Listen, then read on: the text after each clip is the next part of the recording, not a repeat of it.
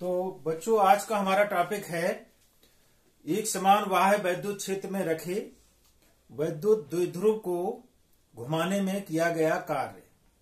इसी में आगे हम बताएंगे द्विध्रुव को वैद्युत क्षेत्र में द्विध्रुव की स्थितिज ऊर्जा, द्विध्रुव की स्थितिज ऊर्जा देखो। तो सबसे पहले ये हम बल रेखाएं खींच रहे हैं। ये वैद्युत क्षेत्र की तीव्रता E को व्यक्त कर रही हैं।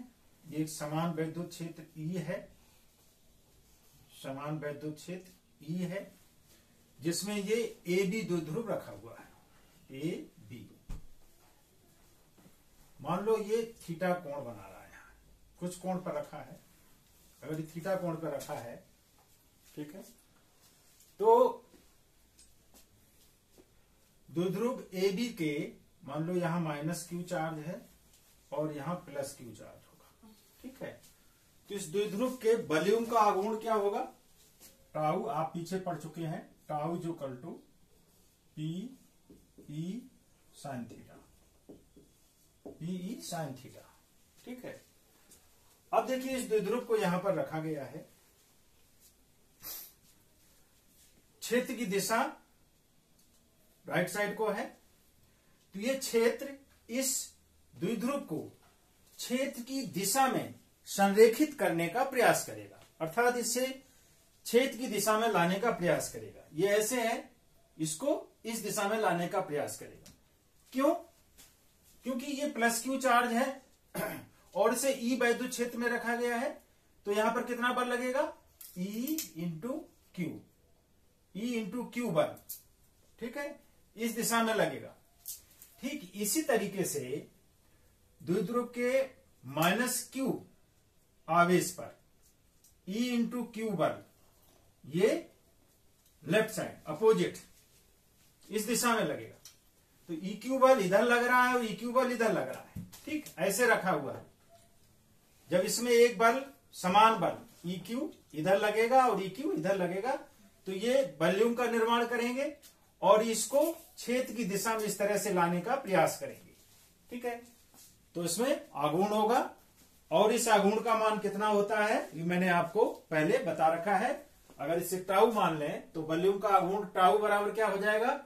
PE sin थीटा, ठीक। अब देखो, मान लो हम इसके विरोध में, ठीक है, AB द्विध्रुव को क्षेत्र से एक थोड़ा सा d थीटा कोण, कितना? d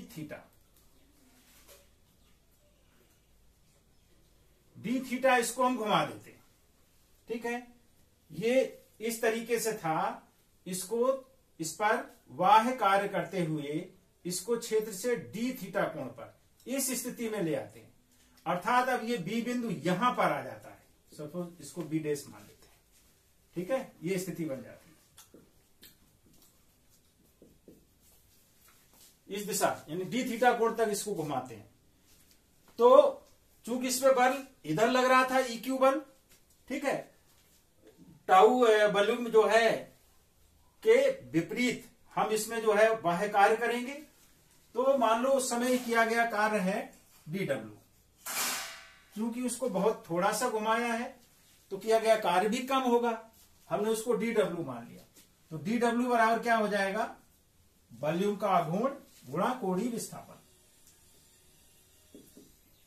आप पीछे पढ़ चुके हैं, वॉल्यूम कार्य बराबर क्या होगा? वॉल्यूम का आघूर्ण गुणा कोणीय विस्थापन, गुणा कोणीय विस्थापन, ठीक है। तो वॉल्यूम का आघूर्ण कितना है? PE sin theta, PE sin theta into कोणीय विस्थापन कितना हुआ? d theta. इस पोजीशन से इसको इसमें ले आए तो कितना हमने विस्थापित किया इसको? d theta into d theta,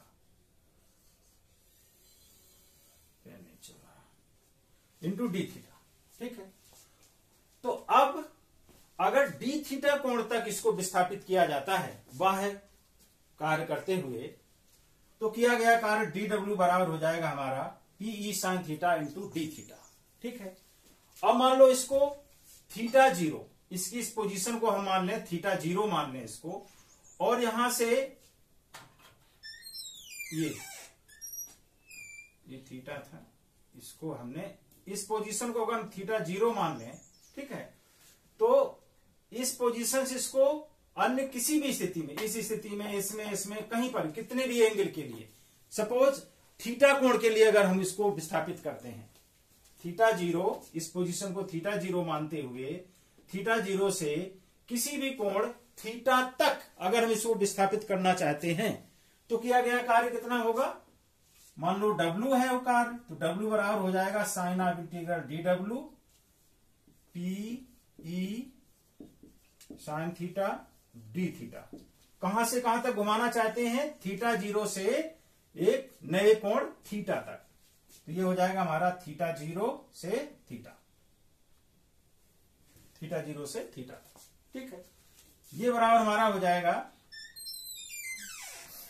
P और E कांस्टेंट है, ठीक है, P और E कांस्टेंट है, साइन ऑफ इंटीग्रल थीटा 0 से theta sine theta d theta, ये बराबर हो जाएगा PE into sine theta d theta, बराबर क्या हो जाएगा, minus cos theta. Sine theta का इंटीग्रल कितना हो जाएगा, माइनस कॉस थीटा, ठीक है।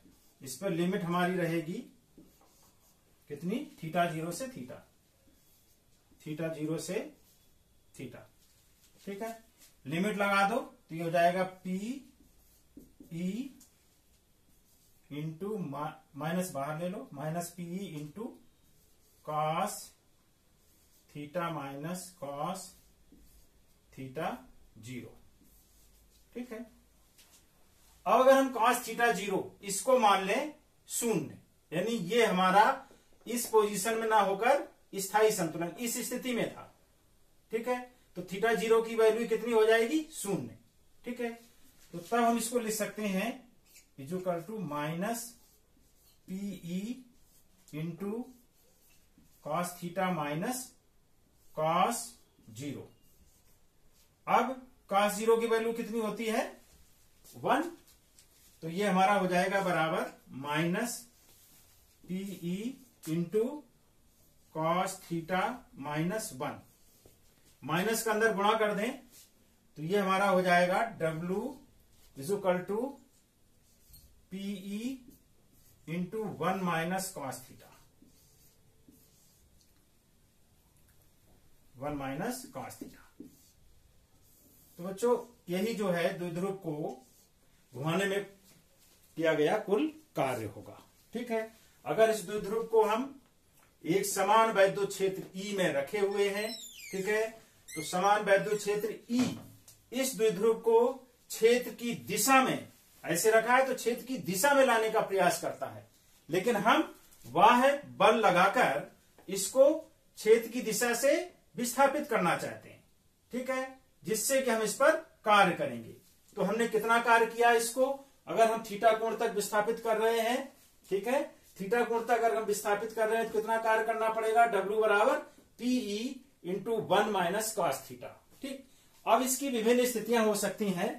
पहली स्थिति, मान लो हम इसको बिल्कुल विस्थापित नहीं करते हैं, अर्थात थीटा की वैल्यू 0, पहली कंडीशन थीटा बराबर 0, ऊपर साफ कर देते हैं।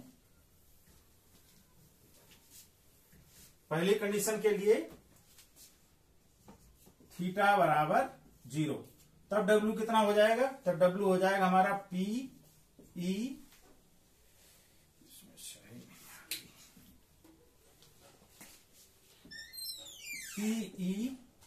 इंटू 1 माइनस कॉस 0, ठीक।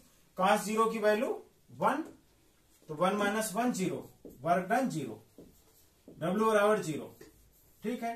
अर्थात हमारा द्विध्रुव इस स्थिति में होगा, ये है, ये 0 हो जाएगा, तो ये इस स्थिति में होगा, इस स्थिति में होगा तो ये स्थायी संतुलन में होगा, ठीक है, और किया गया कार्य W शून्य हो जाएगा। अब थीटा इज इक्वल टू π/2 या 90 अंश।